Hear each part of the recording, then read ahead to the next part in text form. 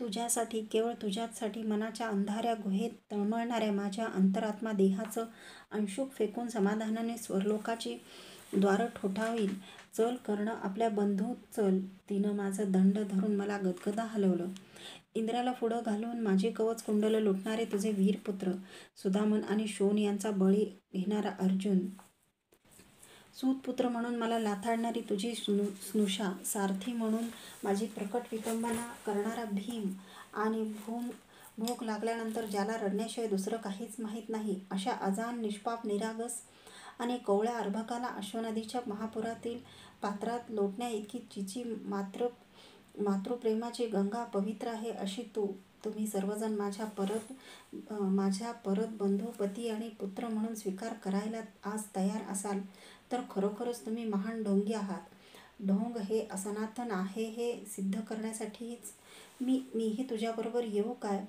शक्य नाही. कपटी, दुष्ट, कुटील आणि हृदयशून्य माणूससुद्धा ढोंगी माणसापेक्षा सहस्रपट श्रेष्ठ आहे. जा. संपत्ती, राज्य, प्रेमपाश यांनी विचार बदलता येणं तुला शक्य वाटत असेल तर दिग्विजयातील सर्व संपत्ती मी तुझ्या चरणावर घालतो. घालशील तू आपल्या पाची पुत्रांना या सूतपुत्राच्या चरणावर. नसलेल्या पुत्रप्रेमाची कृतक ढाल या कर्णासमोर व्यर्थ धरू नकोस. ज्या हातांनी असोड आणि राजदंड सारख्याच भावनेनं पेललेलं त्या या हातांनी तुला वंदन केलं यातच भाग्यवान आणि चालती हो.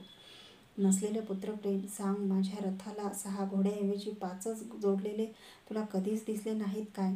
तुझ्या विवाहातील शालू आणि अंगुली त्राण तुला आठवत नाहीत काय? दिग्विजयाहून परतलास त्यावेळी ऋषिकन्येनं भाली चढवलेला कुंकुमा तिलक तू इतक्यात विसरलास काय? राजसूय यज्ञाला आलास त्यावेळी तुझ्या पायात सोंधावरून पडलेलं माझ्या हातातील हस्तभूषण तुझ्या पुत्रासाठी, वृषसेनासाठी होतं हे तरी तुला सत्य वाटेल काय? इंद्रप्रस्थातील राजवास्तूच्या भिंतीवर चितारलेल्या चित्रातील क्रंदणारी राजस्त्री मीच आहे हे त्या भिंती तुला आजही सांगतील. त्यावर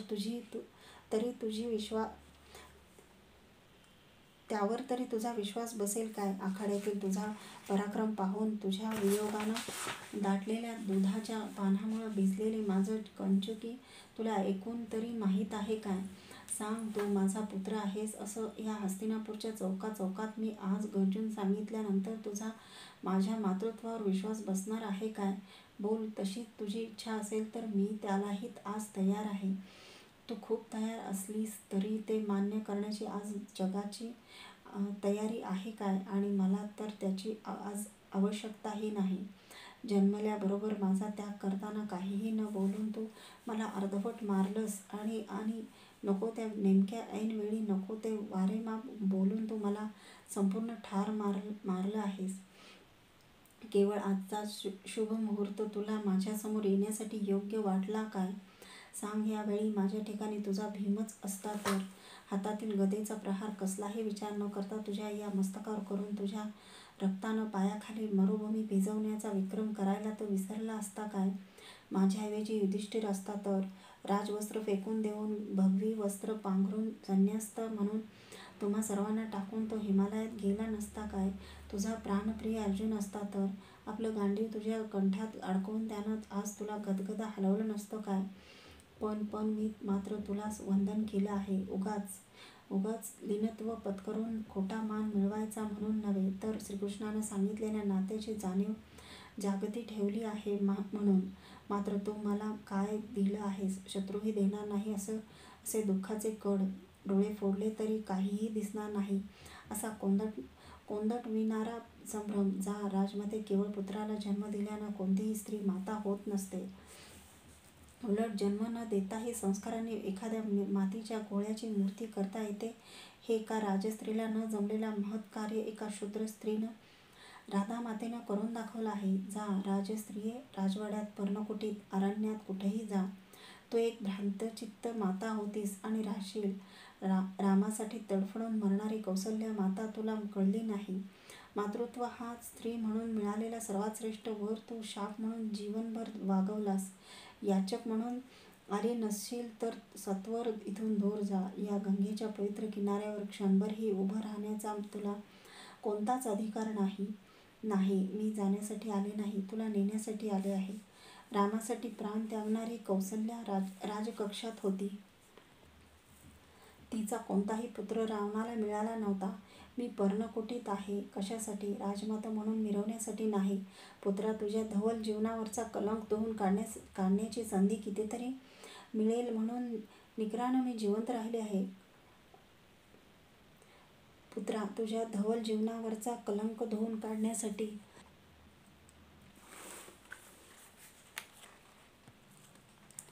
मान डोलत ती निर्धारानं म्हणाली, माझं चुकलं. यात तुझा काही दोष नाही. तुम्ही पुरुषांनी सदैव आपल्या पित्याचा आदर्श जपावा. तुझ्यासारख्या आकाशपुत्रानं तर तो आपल्या आकाशपित्याचाच आदर्श जपावा. माझ्या पुत्रा, तुझ्या आकाशपित्याला तरी कुठं माहीत त्याच्या मातेचं नाव. निघते मी.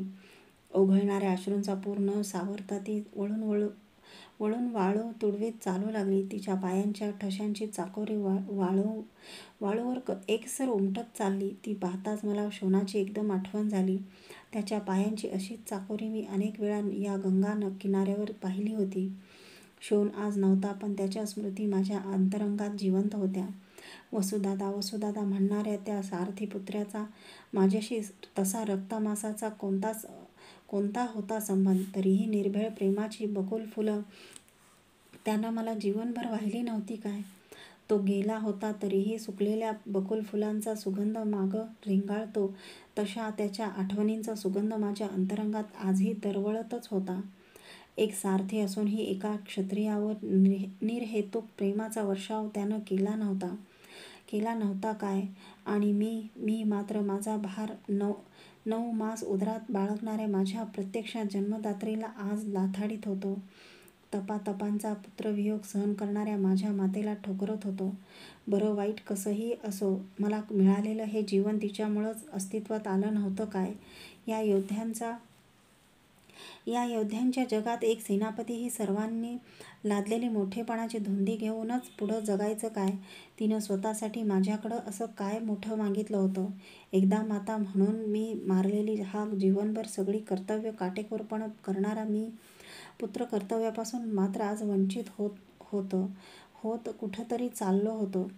ती मला पुन्हा भेटेलच असं कसं म्हणता येईल? सर्वांनी वंदलेली ती राजमाता एका पक्षिणीसारखी माझ्या उतरेयाच्या छायेत किती काल तिष्ठली होती हेही मला कसं काय उमगवू शकलं नाही. कीर्तीची आणि मोठेपणाची धुंदी मद्याच्या धुंदीपेक्षा अधिक असते हेच खरं नाही काय?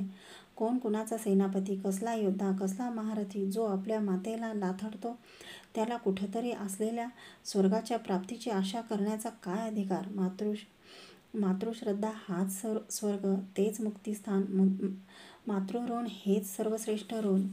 माते, थांब. दोन्ही हात उंचावून दूर गेलेल्या तिला मी काळीज देठापासून हाक घातली. अरण्यात मार्ग चुकलेल्या वासराच्या हंबरड्याचा हुंकार ऐकून एखादी गाय शेपटीचा गोंडा विस्फारून कान टवकारून धावत सुटते तशी ती आपलं वय, स्थान, वेळ, काळ सर्व विसरून माझा माते हा शब्द ऐकताच धावत सुटली. वाळवंटाच्या लहलणाऱ्या ज्वाळासुद्धा तिच्या विरहाग्नीसमोर मला फिक्या वाटल्या. जवळ येताच तिच्या चरणावर लोटांगण घेत म्हणालो, माते, क्षमा कर तुझ्या या करणाला. तुझ्या 5 पुत्रांना तुझ्यामुळं परमोच्च बिंदूंचे क्षण मिळाले. आनंदाचे, लोकप्रियतेचे, वैभवाचे, गौरवाचे. त्यासाठी त्यांनी जीवनभर तुला शतशत वार वंदनही केलं असेल. माते, तुझ्या प्रथम पुत्राचं हे तुला पुत्र म्हणून आज पहिलंच वंदन आहे. कदाचित ते शेवटचंही ठरेल. कशासाठी करतो आहे ते मी? यासाठीच की तुझ्यामुळं, केवळ तुझ्यामुळंच मलाही एक परमोच्च बिंदूचा क्षण मिळाला यातनांचा. माझ्या नेत्रातील अश्रूंची धार तिच्या चरणावरचे वाळूकण धुवू लागली. तिच्या नेत्रातून ओघळलेलं तिच्या पवित्र आत्म्याचं पाणी माझ्या मस्तकावर टपटपू लागलं. हा या कर्णाच्या जीवनातील भावदिग्विजयाचा सर्वश्रेष्ठ अभिषेक नव्हता काय? आता देहाची मुठभर वाळू होऊन खालच्या वाळवंटात विलीन झाली असती तरी काय बिघडणार होतं? उठ. माझ्या मस्तकावर हात फिरवून थरथरत्या हाताने तिनं मला उठवलं. कापऱ्या स्वरात भरल्या नेत्रांनी ती म्हणाली, किती किती उंच झालास रे तू माझ्यापेक्षाही. आवेगानं ओढून जवळ घेत तिनं मला आपल्या गाढ आलिंगनात कवटाळलं. तिच्या ठेंगण्या देहातील हिमालयाच्या उंच शिखरांनाही लाजवील असं मातृहृदय पाहून माझं जीवन कृतार्थ झालं. नेत्रातील कृतार्थतेचे, धन्यतेचे दवबिंदू तिच्या मस्तकावरील शुभ्र केसांवर पडून तिला सांगू लागले, माते, तुझ्या धवल केसांसारखंच तुझं जीवन धवल आहे, पवित्र आहे, शुचिर्भूत आहे. माझा त्याग केलास तरीही मग जग काहीही म्हणो. क्षणभर तिनं आपलं मस्तक माझ्या छातीवर टेकवलं. माझ्या काळजाच्या धडधडीतून माते, माते अशी साद ऐकू येते काय हे तर तिला ऐकायचं नसेल. तिच्या आणि माझ्या संमिश्र अश्रूंनी पायाखालची तप्त वाळू ही क्षणभर शांत झाली.